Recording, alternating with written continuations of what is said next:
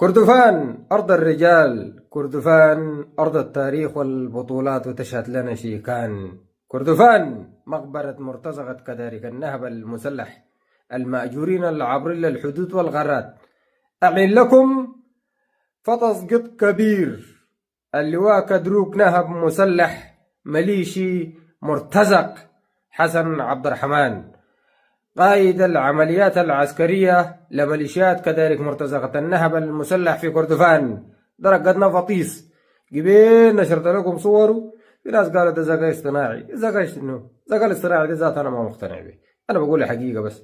ذاك ما كله قطب وفبركة ساكت. الزول درجات فطيس. امس كان مصور مع ياسر كاسات، واليوم فطسوا عرضوا خلوا ولا شاوس والله راكبين عربيته المصفحة بل ولا ما بل. كذلك مرتزقة النهب المسلح كردفان مقبرتكم أيها المرتزقة الملاقيط العابرين للحدود والغارات.